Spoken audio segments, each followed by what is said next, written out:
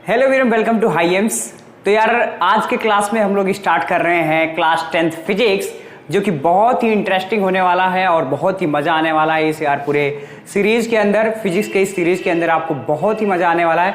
Everything हम लोग यार बहुत अच्छे से पढ़ रहे होंगे, एक एक चीज़ें एनालाइज कर रहे होंगे। जो भी जितना भी टॉपिक है इसके अंदर में सब कुछ हम लोग यहाँ पे डिस्कस करने की कोशिश करेंगे, ठीक है। विदाउट वेस्टिंग एनी टाइम हम लोग स्टार्ट करते हैं आज के क्लास को। तो सबसे पहला चैप्टर जो है यार, चैप्टर फर्स्ट को हम लोग यहाँ पे डिस्कस करने वाले हैं आज के क्लास में। तो चैप्टर फर्स्ट हमारा क्या है यार, रिफ्लेक्शन ऑफ लाइट, जिसके अंदर हम लोग रिफ्लेक्शन ऑफ लाइट और रिफ्रैक्शन ऑफ लाइट दोनों पढ़ेंगे। लेकिन सबसे पहले अपन लोग डिस्कस करेंगे जो रिफ्लेक्शन ऑफ लाइट होता है उसको डिस्कस करेंगे, उसके बाद में हम लोग पढ़ेंगे रिफ्रैक्शन ऑफ लाइट पढ़ेंगे। तो सबसे पहले यार अपन लोग देख लेते हैं कि क्या क्या चीजें हमें इस चैप्टर के अंदर पढ़ना है, तो उसको अपन लोग डिस्कस कर लेते हैं। तो सबसे पहले हम लोग समझेंगे कि लाइट होता क्या है एक्चुअल में, कि क्या चीज होता है लाइट और लाइट का यूज क्या है, किस तरीके से लाइट की प्रॉपर्टीज होती है, वो सारी चीजें हम लोग यहाँ पे समझने वाले हैं। और उसके बाद में समझेंगे यार प्रॉपर्टीज ऑफ लाइट। फिर उसके बाद में हम लोग देख रहे होंगे कि रिफ्लेक्शन ऑफ लाइट क्या होता है। उसके बाद में समझेंगे कि लॉज ऑफ रिफ्लेक्शन क्या होता है, कितने लॉज होते हैं रिफ्लेक्शन के, वो सब चीजें हम लोग यहाँ पे समझने वाले हैं। और फिर उसके बाद में समझेंगे कि प्लेन मिरर क्या होता है, प्रॉपर्टीज ऑफ प्लेन मिरर समझने वाले हैं। और उसके बाद में आपका सबसे इंपॉर्टेंट जो इसके अंदर आने वाला है स्फेरिकल मिरर।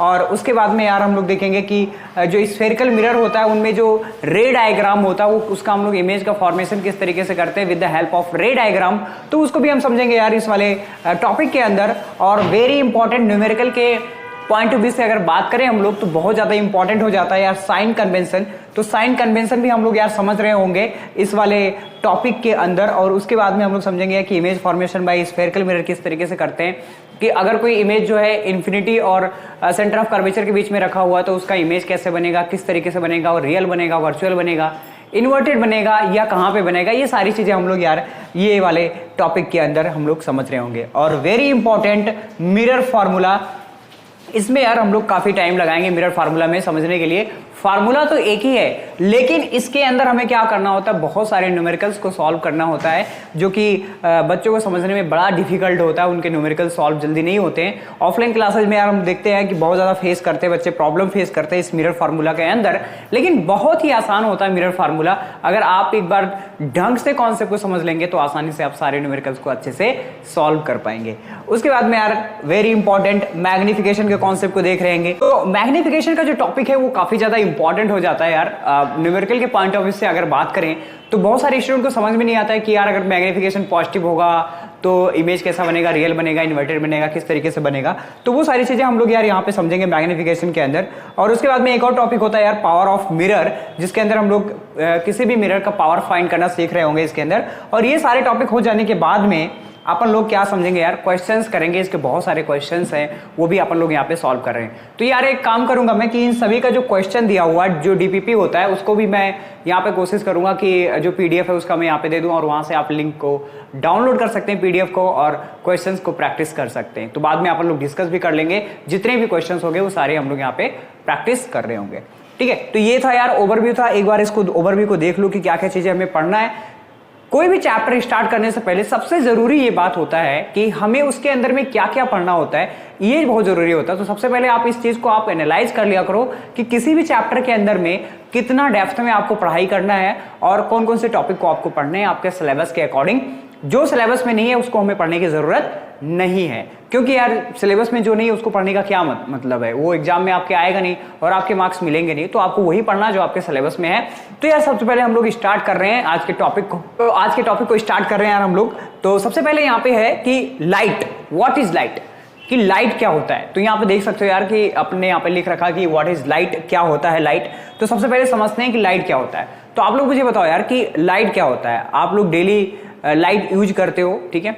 लाइट के अभी जैसे मैं वीडियो बना रहा हूँ तो यहाँ पे क्या है यार कि बहुत सारे लाइट लगे हुए हैं जिससे हम आप हमें अच्छे से देख पा रहे हो और वीडियो का क्वालिटी भी अच्छा दिखाई पड़ रहा है। तो लाइट का काम क्या होता है, सिंपल सा क्या है यार, लाइट का काम क्या होता है, किसी भी ऑब्जेक्ट को देखने में हमें क्या करता है, वो हेल्प करता है। अब कैसे हेल्प करता है उसको समझने वाली बात हो यहाँ पे। तो हमें क्या समझना है यार कि लाइट जो है किसी भी ऑब्जेक्ट को देखने के लिए हमें किस तरीके से हेल्प करता है, वो चीज हमें यहाँ पे समझने की जरूरत है। तो सबसे पहले आप ये जान लो कि लाइट होता क्या है। लाइट एक्चुअली क्या है, हमारा सिंपल सा एक फॉर्म ऑफ एनर्जी है, ठीक है। क्या है? एनर्जी है। तो होता क्या है लाइट? लाइट क्या होता है? जब किसी ऑब्जेक्ट के ऊपर में क्या होता है बेटा? इमिट होता है, मतलब इंसिडेंट होता है, नॉट इमिट होता है। जब लाइट क्या होता है? किसी के ऊपर क्या होता है? इंसिडेंट होता है, तो देन उसमें क्या होता है? रिफ्लेक्शन होता है, और रिफ्लेक्शन होने के बाद में वो हमारे आंखों के रेटिना पे जाता है, और फिर हमें क्या होता है? वो ऑब्जेक्ट दिखाई पड़ता है। जैसे आप क्या कर रहे हो अभी? इस मार्कर को, ये जो हमारे पास पेन है, ये जो हमारे पास पेन है, इसको आप अच्छे से देख पा रहे हो, ठीक है।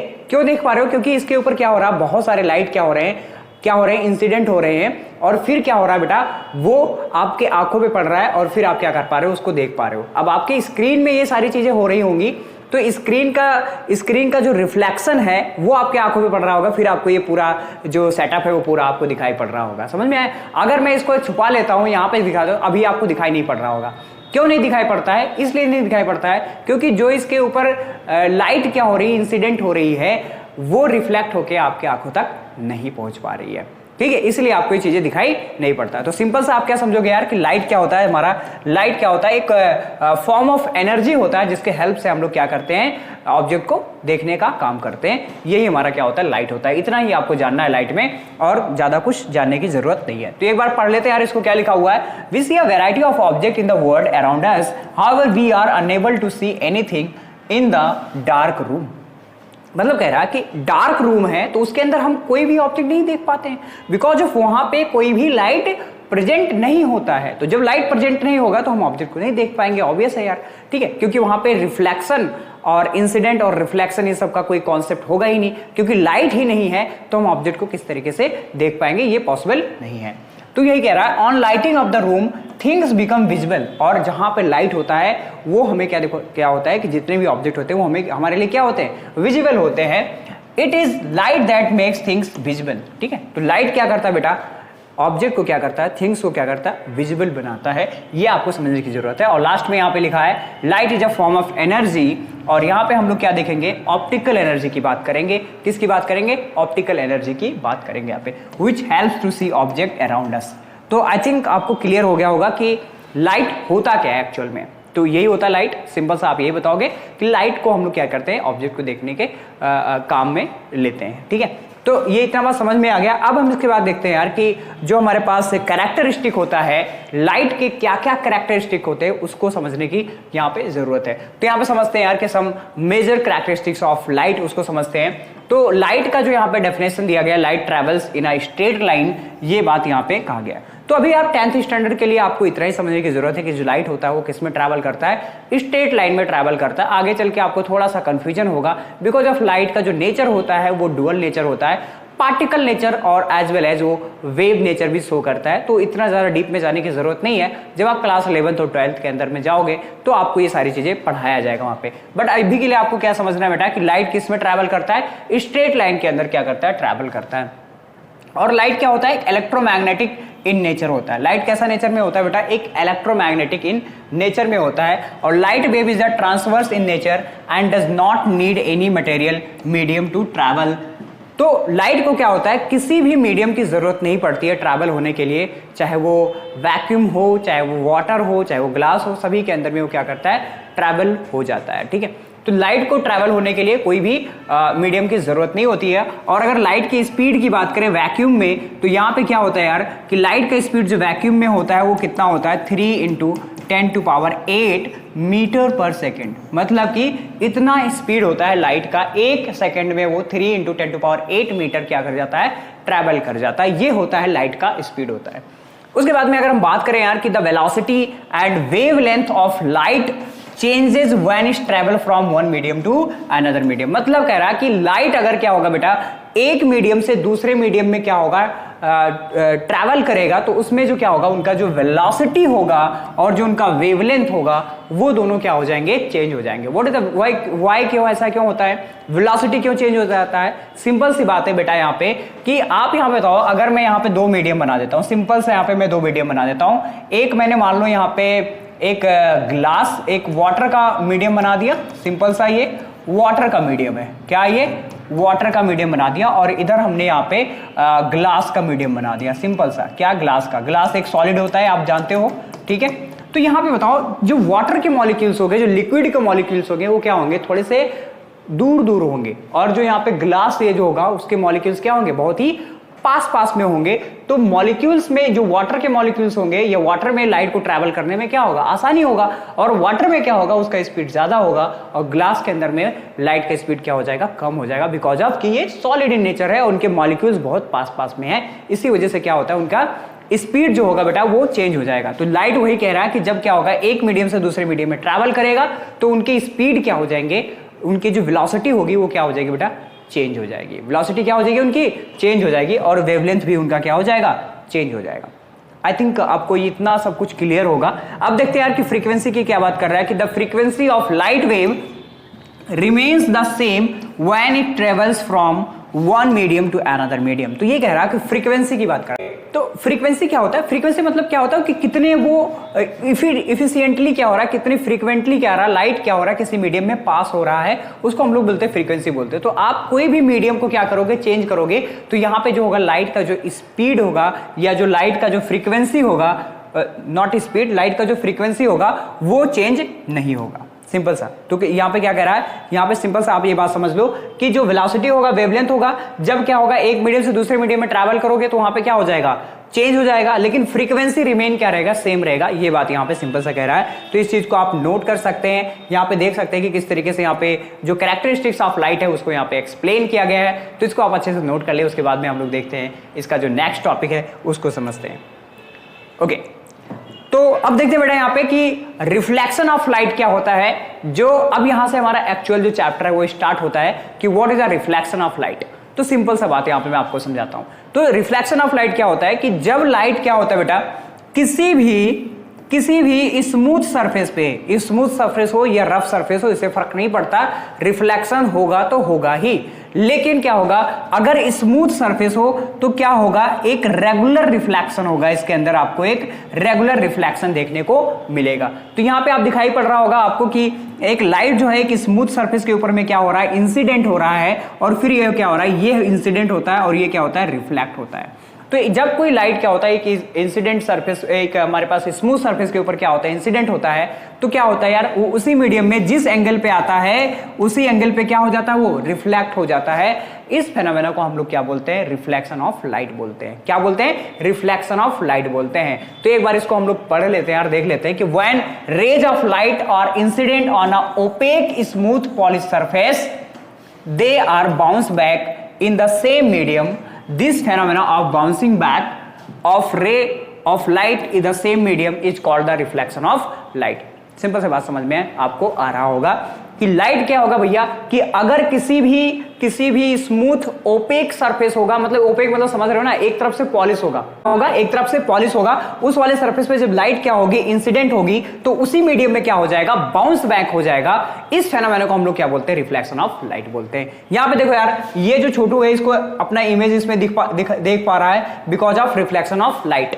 यहां पे देखो ये गुड़िया जो यहां पे दिखाई पड़ रही है, ये क्या हो रही है, यहां पे देखो, यहां पे ये क्या कर पा रही है, अपना इमेज इसके मिरर के अंदर देख पा रही है because of reflection of light. तो समझ में आया कि रिफ्लेक्शन ऑफ लाइट क्या होता है। तो आई थिंक आपको क्लियर हो गया होगा कि रिफ्लेक्शन ऑफ लाइट क्या होता है। अब देखते हैं यार कि इसके और भी क्या कॉन्सेप्ट है, उसको भी हम लोग फटाफट यहाँ पे समझ लेते हैं। तो अब देखो यार, यहाँ पे समझने की कोशिश करते हैं कि ये जो रेज आ रहा है इसको हम लोग क्या बोलते हैं, इस रेज को हम लोग क्या बोलते हैं, इंसिडेंट रेज बोलते हैं। क्या बोलते हैं, इंसिडेंट रे बोलते हैं। और यहां पे जो हमारे पास ये जो रिफ्लेक्ट होके जा रहा है इसको हम लोग क्या बोलते हैं, रिफ्लेक्टेड रे बोलते हैं। क्या बोलते हैं, रिफ्लेक्टेड रे बोलते हैं। अब ध्यान से देखना यहाँ पे, और इस वाले लाइन को बेटा हम लोग क्या बोलते हैं, नॉर्मल लाइन बोलते हैं। क्या बोलते हैं, नॉर्मल लाइन होते हैं। तो नॉर्मल लाइन क्या होता है, बेसिकली सिंपल सा, जिस सरफेस के ऊपर होता है वो क्या होता है, परपेंडिकुलर लाइन होती है। क्या होती है, परपेंडिकुलर लाइन होता है। तो अब देखो ध्यान से, ये नॉर्मल हो गया और ये इंसिडेंट रे हो गया, इनके बीच में जो एंगल बनता है उनको हम बोलते हैं एंगल ऑफ इंसिडेंट बोलते हैं। क्या बोलते हैं, एंगल ऑफ इंसिडेंट बोलते हैं। What is the angle of incident, तो angle between the normal and incident ray is called the angle of incident. और अनदर हमारे पास क्या होता है बेटा, यहाँ पे एंगल ऑफ रिफ्लेक्शन होता है। तो angle between reflected ray and normal is called the angle of reflection. Simple सा आपको ये बात समझना है और बाकी कुछ नहीं करना है यहाँ पे। तो ये हमारे पास क्या बेटा नीचे प्लेन मिरर दिया हुआ है, तो सिंपल सा ये क्या है, ये इंसिडेंट रे आ रहा है और फिर क्या हो रहा है, वो रिफ्लेक्ट हो जा रहा है, और ये हो गया हमारे पास एंगल ऑफ इंसिडेंट और ये हो गया एंगल ऑफ रिफ्लेक्शन। तो सिंपल से आपको इसको भी क्या करना है यार, बना लेना है एक जगह पे। अगर आप चाहो तो स्क्रीनशॉट ले सकते हो, लेकिन आप अगर नोट्स बना रहे हो तो आप सिंपल से इसको क्या कर सकते हो, ड्रॉ कर सकते हो। और इसके बाद में हम लोग देखते हैं यार कि क्या होता है। और यहाँ पे हमने यार उन बच्चों के लिए जो नोट्स वगैरह अच्छे से प्रिपेयर करते हैं उनके लिए हमने यहाँ पे सारा डेफिनेशन लिख दिया है कि पॉइंट ऑफ इंसिडेंट क्या होता है, और रिफ्लेक्टिंग सरफेस क्या होता है, नॉर्मल क्या होता है, रिफ्लेक्टेड रे क्या होता है, इंसिडेंट रे क्या होता है, एंगल ऑफ रिफ्लेक्शन क्या होता है, ये सब कुछ हमने यहाँ पे लिख दिया है। तो अगर आप इसको स्क्रीनशॉट लेना चाहते हो तो स्क्रीनशॉट ले सकते हो, और अगर आप इसको क्या कर सकते हो, नोट करना चाहते हो तो आप नोट भी कर सकते हो।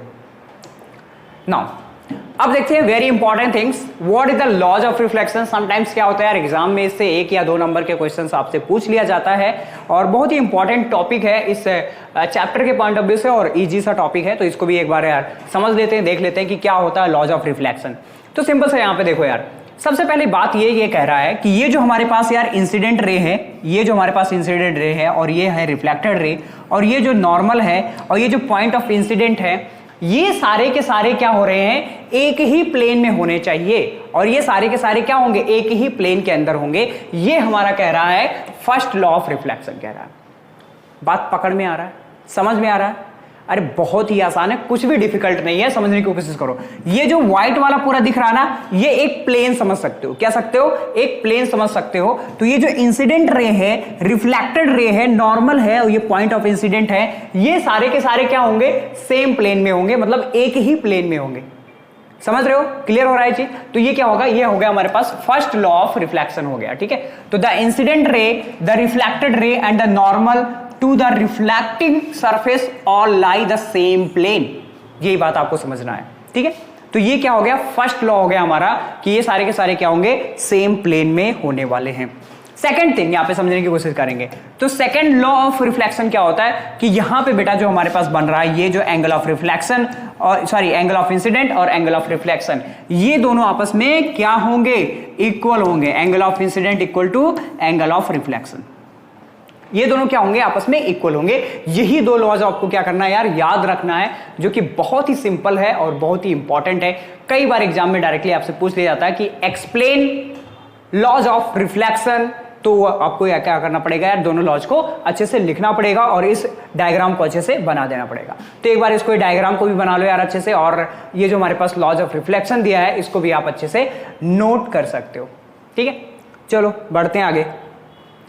नाउ अब देख लेते हैं कुछ और पॉइंट, यहाँ पे कुछ और टॉपिक दिया हुआ है यहाँ पे, तो समझ लेते हैं यार कि जो इमेज होता है और इसके टाइप्स होते हैं, क्या होता है इमेज और किस तरीके से इमेज बनता है, तो उसको हम समझने की कोशिश करते हैं।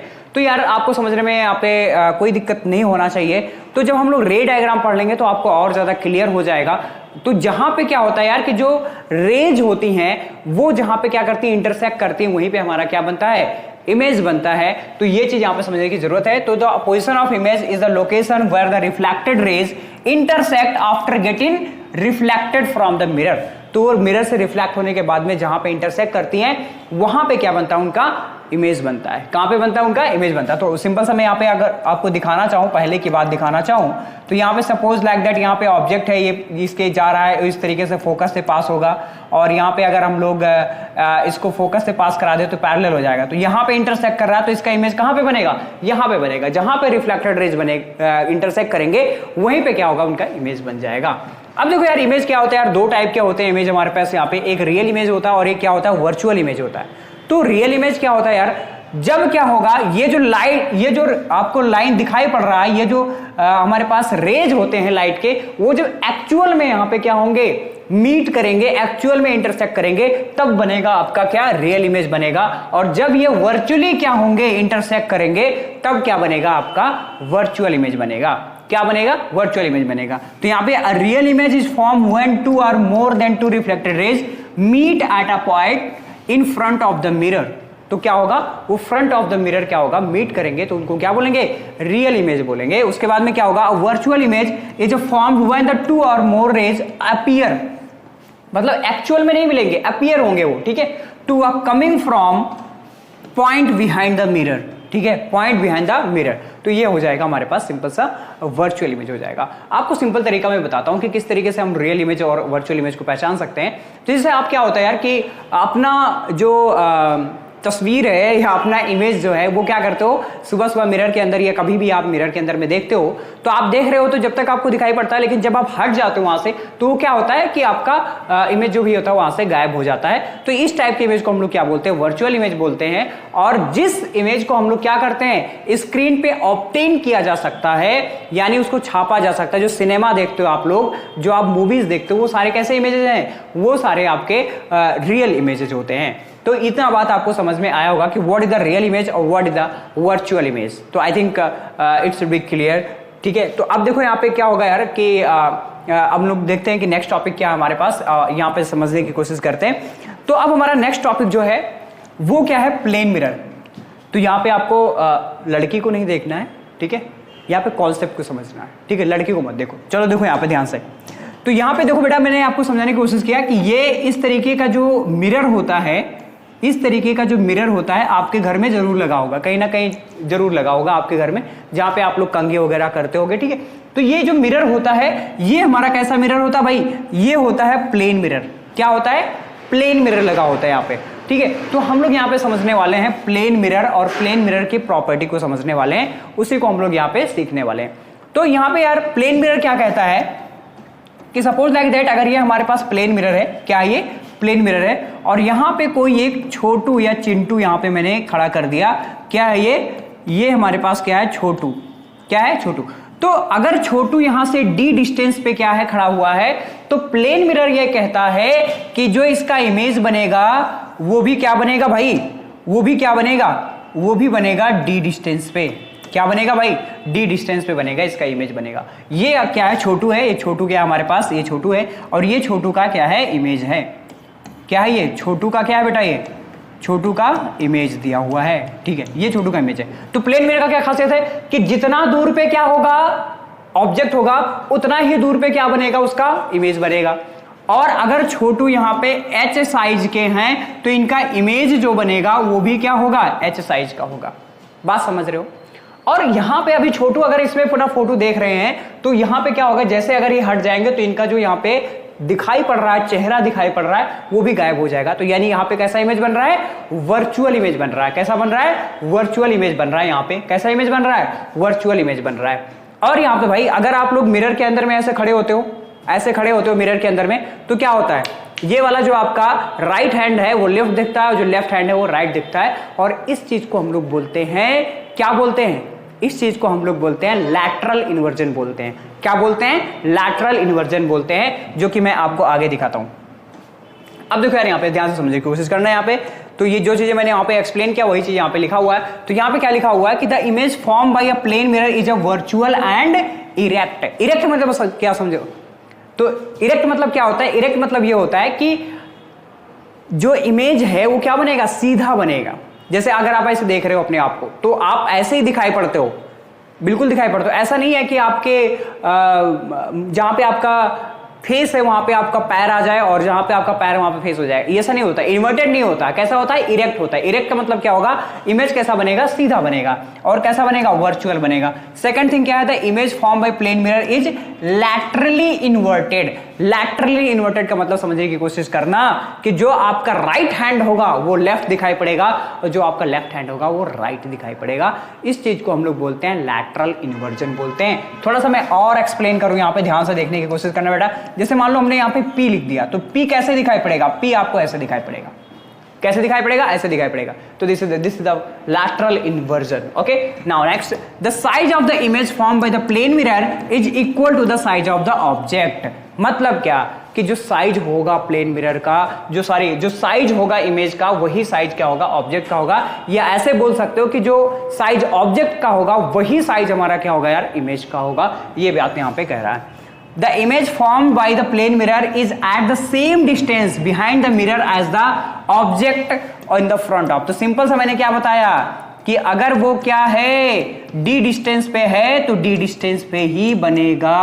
ये चीज बताया गया यहाँ पे, ये चीज बताया गया बेटा, ये चीज यहाँ पे बताएगा। तो इस चीज को भी आप क्या कर सकते हो, अच्छे से नोट कर सकते हो। ये हमारे क्या है यार, characteristic of the image form by a plane mirror. तो इस चीज को भी आप अच्छे से नोट कर सकते हो, बहुत ही सिंपल है, बहुत ही आसान है, बट आपको क्या करना पड़ेगा यार, अच्छे से समझना पड़ेगा, देखना पड़ेगा। तो एक बार नहीं समझ में आया तो आप दोबारा देखो लेक्चर को, रिपीट करके देखो, बट आप देखो जरूर, समझो, एक एक चीज समझो आपको, ठीक है। तो यहां तक क्लियर है यहां तक सब कुछ। बढ़ जाए आगे, चलो बढ़ते हैं आगे, हम लोग देखते हैं कुछ और देखते हैं। चलो देखो बेटा, यहां पे देखो ध्यान से। अब देखो यहां पे एक और कॉन्सेप्ट आपने नोटिस किया होगा कि ये जो एम्बुलेंस होता है उसके ऊपर आपने देखा होगा बेटा कि इस तरीके से क्या होता है कि उसमें जो होता है वो उल्टा लिखा होता है, मतलब लैटरली इन्वर्टेड लिखा होता है। ये जो यहाँ पे एम्बुलेंस लिखा होता है ये इस तरीके से लिखा होता है। ऐसा क्यों किया जाता है एम्बुलेंस के ऊपर? ऐसा इसलिए किया जाता है बेटा क्योंकि ये मिरर का प्रॉपर्टीज होता है कि ये वाला जो इमेज होगा, जो सामने वाली जो गाड़ी है, जैसे यहाँ पे देख पा रहे हो, ये जो इसका व्यू मिरर है उसमें क्या हो रहा है कि वो जब देख रहा है एम्बुलेंस पीछे से उसको देख रहा है तो वो क्या दिखाई पड़ेगा, एम्बुलेंस सीधा लिखा दिखाई पड़ेगा। लेकिन जब सीधा लिखा रहता है, यहाँ पे सीधा लिखा रहता है तो ये उल्टा दिखाई पड़ता। तो इसीलिए यहाँ पे दिमाग लगा के क्या करते हैं, एम्बुलेंस को यहाँ पे क्या करते हैं, उल्टा लिख देते हैं कि ताकि उसको जब यहाँ पे देखें तो वो क्या दिखाई पड़ जाए, सीधा दिखाई पड़ जाए, उसको रास्ता दे दे और किसी का जान बच जाए। तो इसलिए क्या करते हैं, यहां भी क्या लग रहा है, फिजिक्स लग रहा है। इसमें क्या करते हैं बेटा, बिकॉज ऑफ लैटरल इन्वर्जन। क्या, लैटरल इन्वर्जन। बात समझ में आ रहा होगा आपको, आई थिंक क्लियर हो रहा होगा, एवरीथिंग आपको सब कुछ यहाँ पे क्लियर हो रहा होगा क्योंकि कॉन्सेप्ट ही इतना आसान है। चलें बढ़े आगे, समझ में आ गया कि अब क्वेश्चन बन सकता है इसके ऊपर कि एम्बुलेंस के ऊपर जो होता है भाई वो उल्टा क्यों लिखा होता है, ठीक है। तो आप कह देना बिकॉज ऑफ लैटरल इन्वर्जन, क्योंकि मिरर का प्रॉपर्टी होता है कि जो भाई क्या होगा उसमें सीधा होगा उसको उल्टा दिखाएगा, जो उल्टा होगा उसको सीधा दिखाएगा। क्लियर है। चले आगे बढ़ते हैं। ओके बेटा, तो अब हमारे पास एक इंपॉर्टेंट कॉन्सेप्ट आ जाता है यहाँ पे, स्फेरिकल मिरर आ जाता है, एक नया टॉपिक, ठीक है।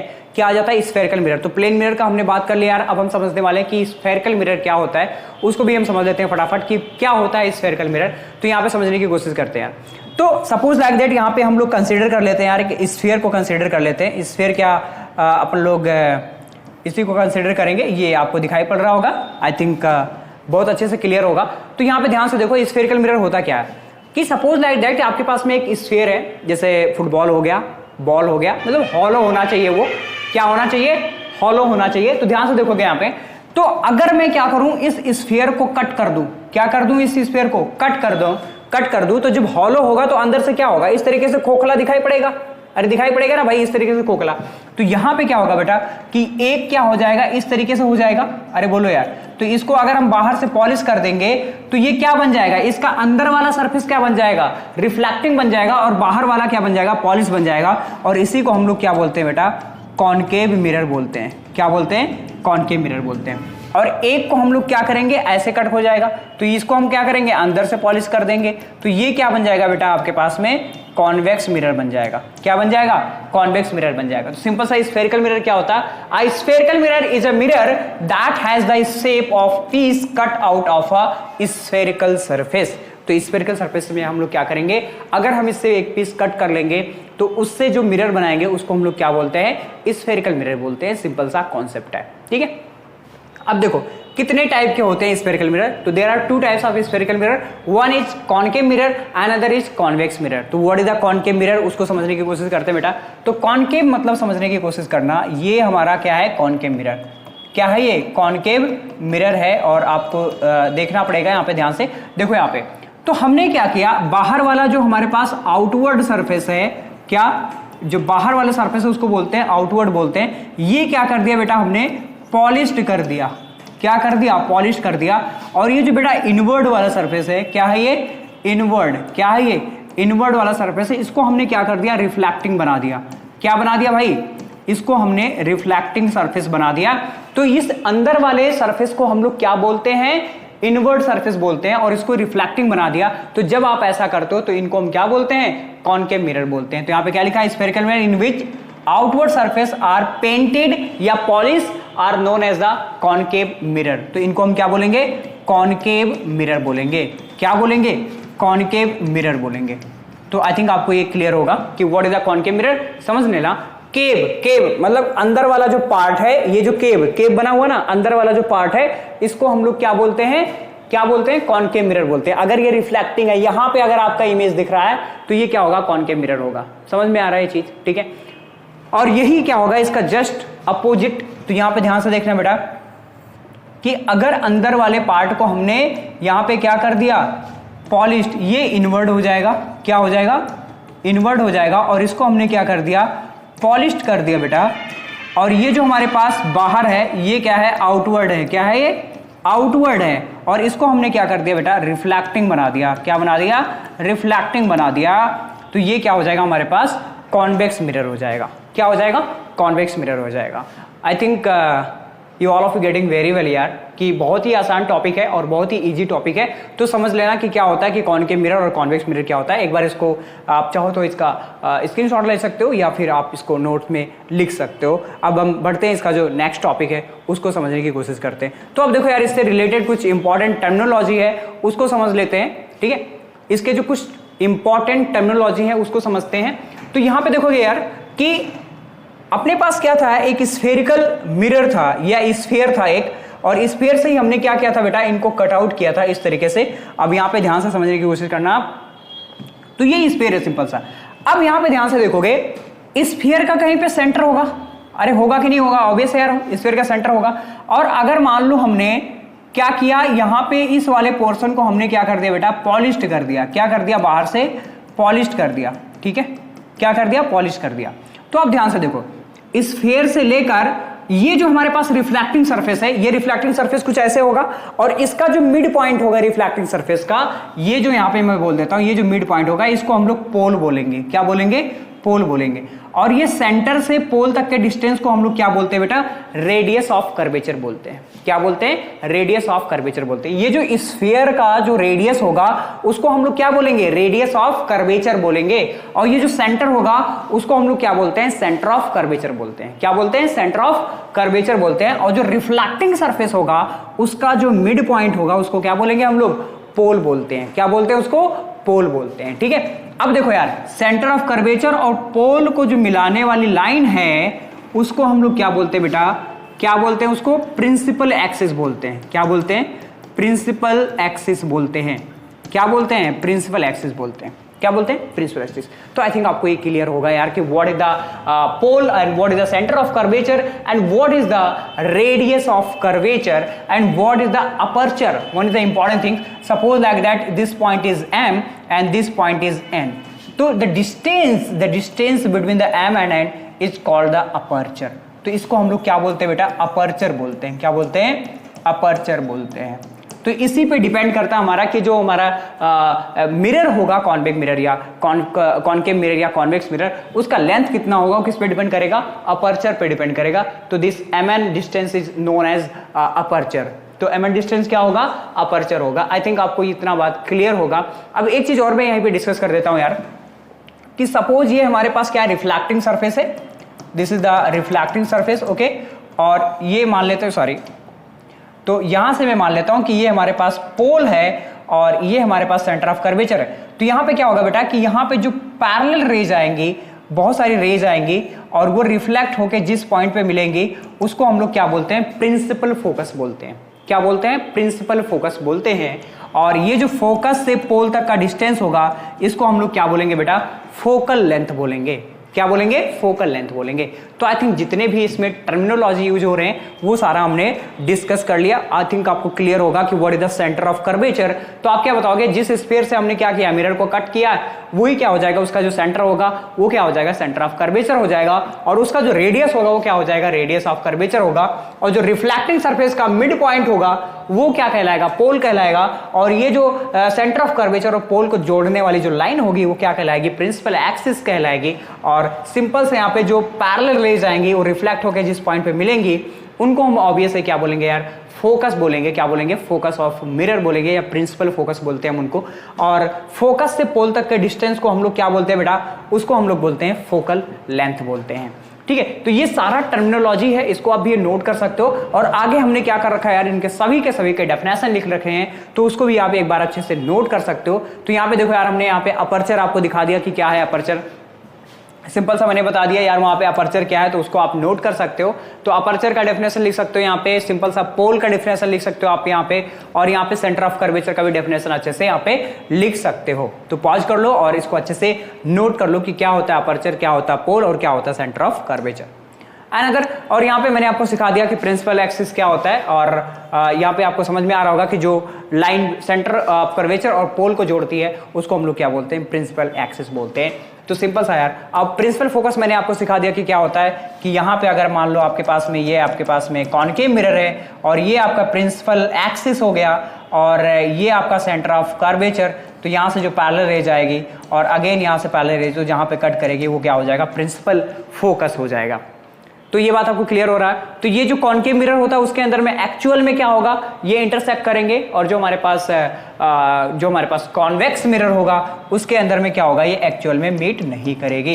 इसको हमें जबरदस्ती क्या करवाना पड़ेगा, मीट करवाना पड़ेगा। सपोज लाइक दैट, जैसे यहाँ पे हमारे पास ये आ रहा रेज और ये, तो इसको हम लोग पीछे यहाँ पे क्या करेंगे, एक्सटेंड करेंगे, और यहाँ पे अगेन यहाँ पे रेज आ रहा है और इसको हम लोग क्या करेंगे बेटा, इसे पीछे की तरफ एक्सटेंड करेंगे, तो जहां पे कट करेगा वो क्या हो जाएगा, हमारा प्रिंसिपल फोकस हो जाएगा। तो आई थिंक ये सारे के सारे टॉपिक आपको बहुत ही अच्छे से क्लियर होंगे, और अच्छे से क्लियर है यार, तो इन सभी को आप अच्छे से नोट कर लो। उसके बाद में हम लोग यार देखते हैं नेक्स्ट टॉपिक। नेक्स्ट टॉपिक हमारा क्या है, रेडियस ऑफ कर्वेचर। मैंने सिखा दिया रेडियस ऑफ कर्वेचर क्या होता है, और उसके बाद में क्या है बेटा हमारे पास फोकल लेंथ। फोकल लेंथ भी मैंने सिखा दिया आपको। अब मैं थोड़ा सा यहाँ पे एक और बात बता देता हूँ आपको। फोकल लेंथ आपको समझ में आ रहा होगा कि फोकस और पोल के बीच का जो डिस्टेंस होगा उसको हम लोग क्या बोलते हैं, फोकल लेंथ बोलते हैं। तो what is the relation between focal length and radius of curvature? तो R इक्वल टू क्या होता है बेटा, 2f होता है, और f इक्वल टू क्या हो जाएगा, R/2 हो जाएगा। तो ये होता है रिलेशन होता है, तो इसको भी आप नोट कर सकते हो। छोटे मोटे जो थोड़े से चूरन छाप के न्यूमेरिकल्स होते हैं उनमें आपको ये देखने को मिल सकता है, और इसको यूज करके आप आसानी से क्या कर सकते हो, न्यूमेरिकल को सॉल्व कर सकते हो। तो यार इसको प्लीज अच्छे से नोट कर लें। जितने भी डेफिनेशन में यहाँ पे दिखाया आपको, सभी को डेफिनेशन को अच्छे से नोट कर लेना है, और उसके बाद में हम लोग देखते हैं नेक्स्ट क्या टॉपिक है। ओके, सो नाउ नेक्स्ट क्या है यार, यहाँ पे देखो ध्यान से, इसको भी समझ लेते हैं फटाफट, कल के लिए नहीं छोड़ेंगे, ठीक है। तो यहाँ पे देखो यार कि यहाँ पे क्या है, वेरी इंपॉर्टेंट टॉपिक, तो रे diagram method for the image formation. तो यहाँ पे देखो, हम यहाँ पे देख रहे हैं कि इमेज फॉर्मेशन के लिए रे डायग्राम मेथड क्या होता है उसको समझने की कोशिश कर रहे हैं यहाँ पे। तो सबसे पहले हम लोग देख रहे हैं rules for the image formation for the concave mirror के लिए देख रहे हैं बेटा। तो यहाँ पे देखो सबसे पहला रूल्स क्या कहता है, सबसे पहला रूल्स आपसे ये कहता है कि अगर हमारे पास यहाँ पे एक कॉनकेव मिरर है इस तरीके से, ये हमारे पास क्या हो गया, कॉनकेव मिरर हो गया, और ये आपका हो गया पोल, और ये आपका हो गया सेंटर ऑफ कर्वेचर, और ये हो गया प्रिंसिपल एक्सिस, फोकस हो गया। तो आप ध्यान से देखो, कह रहा है if the incident light rays parallel to the principal axis, मतलब कि अब मैं दूसरा कलर लेके आपको यहाँ पे दिखाने की कोशिश करता हूँ, कोई ब्यूटीफुल कलर ले लूँ। तो यहाँ पे देखो ध्यान से, तो आप देखो यहाँ पे अगर पैरेलल रेज इस तरीके से आ रहा है बेटा, तो ये रूल्स ये कह रहा है कि अगर प्रिंसिपल एक्सिस के पैरेलल कोई भी रेज आएगा तो आफ्टर रिफ्लेक्शन वो कहां से पास होगा, वो फोकस से पास होगा। कहां से पास होगा बेटा, फोकस से पास होगा। ये रूल्स कह रहा है, क्या कह रहा है, ये रूल्स कह रहा है। तो पहला रूल्स क्या हो गया कि अगर कोई लाइट रे पैरेलल टू क्या आएगा, प्रिंसिपल एक्सिस, तो आफ्टर रिफ्लेक्शन कहां से पास होगा, फोकस से पास होगा। This is the first rule of the रे diagram method for the image formation. तो एक बार इसको भी अच्छे से आप नोट करेंगे, उसके बाद में देखते हैं इसका जो सेकंड यहाँ पे हमारे पास जो दिया हुआ उसको भी समझ लेते हैं। ओके बेटा, ओके ठीक है। तो देखो ध्यान से यहाँ पे, तो अब देखोगे बेटा यहाँ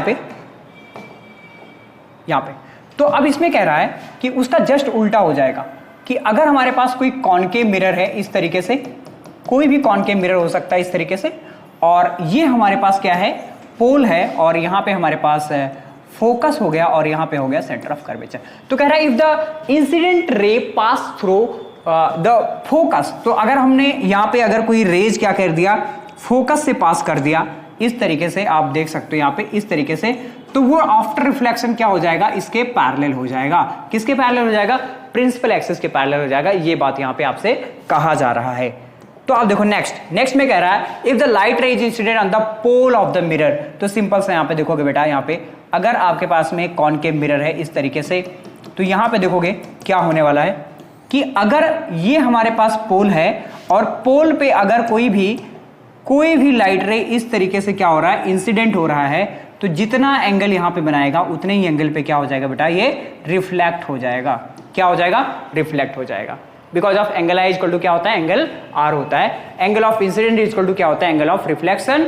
हमने अभी अभी पढ़ा लॉज ऑफ रिफ्लेक्शन के अंदर में। तो ये भी हमारा क्या है, तीसरा रूल है। और एक और रूल है जो हमारे पास रूल नंबर 4 है, उसको भी हम लोग यहाँ पे फटाफट देख लेते हैं। इसको भी हम लोग यहाँ पे फटाफट समझ लेते हैं। ओके, तो रूल नंबर 4 ये कह रहा है हमारे पास। तो रूल नंबर 4 में ये कहता है बेटा, देखो यहाँ पे ध्यान से, कि अगर अपने पास कोई भी कॉनकेव मिरर हो, इस तरीके से कोई भी कॉनकेव मिरर हो इस तरीके से, तो ध्यान देना यहाँ पे, ये पोल हो गया और ये अपने पास फोकस हो गया और ये हो गया सेंटर ऑफ कर्वेचर। ठीक है, तो ये कह रहा है आपसे, क्या कह रहा है, ये आपसे कह रहा है कि अगर कोई लाइट रे सेंटर ऑफ कर्वेचर से पास हो रही है तो वो उसी रास्ते से क्या होती है, लौट जाती है। सेंटर ऑफ कर्वेचर से अगर कोई लाइट रे पास होगी तो उसी रास्ते से क्या होगी, लौट जाएगी। मतलब वो उसी रेज को क्या करेगी, उसी रास्ते को क्या करेगी, रीट्रेस करेगी। तो यहाँ पे हमारे पास क्या था बेटा, ये था फर्स्ट कि पैरेलल आएगा तो क्या होगा, फोकस से जाएगा, और फोकस से जाएगा तो पैरेलल हो जाएगा, पोल पे गिरेगा तो उतने एंगल पे रिफ्लेक्ट हो जाएगा। और चौथा हमारे पास क्या था यहाँ पे हमारे पास, कि ये जो हमारे पास सेंटर ऑफ कर्वेचर है उससे अगर पास होगा तो उसी रास्ते से क्या होगा, लौट जाएगा। ये हमारे पास क्या होते हैं, 4 लॉज होते हैं या 4 रूल्स बोल सकते हो। और सेम ऐसे ही हमारे पास क्या होगा यार, कॉन्वेक्स के अंदर भी यही सेम रूल क्या होंगे, अप्लाई होने वाले हैं। ठीक है, पैरेलल आएगा तो क्या हो जाएगा, फोकस से पास होगा, फोकस से आएगा तो पैरेलल हो जाएगा, पोल पे गिरेगा तो उतने एंगल पे पास हो जाएगा, और सेंटर ऑफ कर्वेचर से पास होगा तो उसी रास्ते से लौट जाएगा। ओके, तो यार इस वीडियो में इतना ही यार, और वीडियो का लेंथ काफी ज्यादा हो रहा है, तो बाकी के जो कॉन्सेप्ट है वो हम नेक्स्ट वीडियो में डिस्कस करेंगे। जहां पे हमने टॉपिक यहाँ पे खत्म किया, यहीं से क्या होगा यार, नेक्स्ट वीडियो स्टार्ट होगा, तो उसको भी यार देखना मत भूलें। और आपको स्किप नहीं करना है, ये पूरा का पूरा जो सीरीज चल रहा है यहाँ पे, जो फिजिक्स का सीरीज चल रहा है, उसको एक एक लेक्चर आपको अच्छे से देख लेना है और डेफिनेटली आपके अच्छे मार्क्स आ जाएंगे। बस आपको क्या यार, छोटा सा काम करना है कि चैनल को सब्सक्राइब कर लेना है, और अपने दोस्तों के साथ भी आप चैनल को क्या कर सकते हो, शेयर कर सकते हो। तो मिलता हूं मैं आपसे नेक्स्ट वीडियो में, तब तक के लिए आप पढ़ाई करते रहिए। All the very best.